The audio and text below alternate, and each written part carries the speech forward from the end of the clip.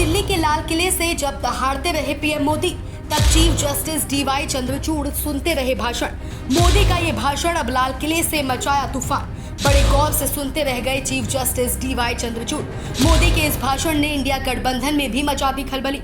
दोस्तों, भारत की आजादी के महापर्व पर देश के प्रधानमंत्री नरेंद्र मोदी ने दिल्ली लाल किले से जोरदार भाषण दिया। मोदी अपने भाषण के दौरान एक बयान ऐसा दे दिया जिससे अब पूरे देश में सियासी माहौल और गर्म हो उठा है।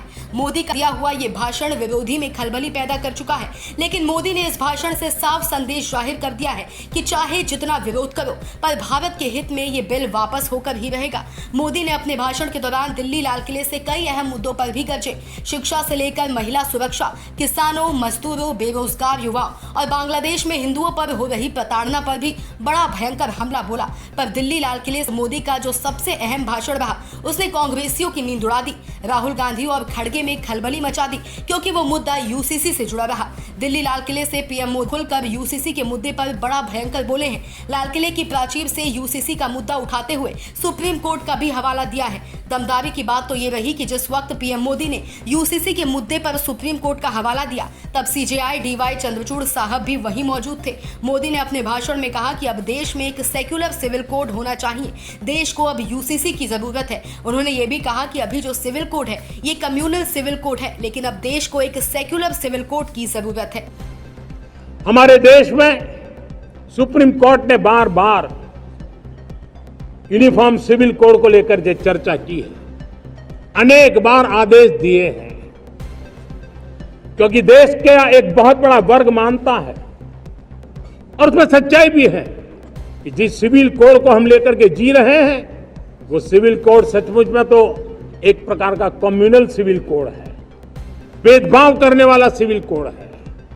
ऐसे सिविल कोड से जब संविधान के 75 वर्ष मना रहे हैं और संविधान की भावना भी जो हमें कहती है करने के लिए, देश की सुप्रीम कोर्ट भी हमें कहती है करने के लिए, और तब जो संविधान निर्माताओं का सपना था, उस सपने को पूरा करना हम सबका दायित्व है।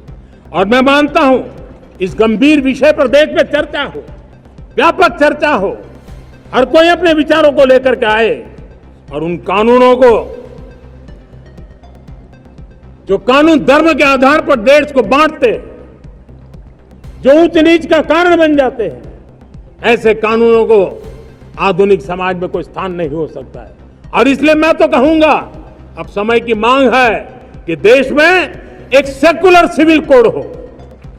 हमने कम्युनल सिविल कोड में 75 साल बिताए हैं, अब हमें सेक्युलर सिविल कोड की तरफ जाना होगा, और तब जाकर के देश में धर्म के आधार पर जो भेदभाव हो रहे हैं, सामान्य नागरिक को जो दूरी महसूस होती है, उससे हमें मुक्ति मिलेगी।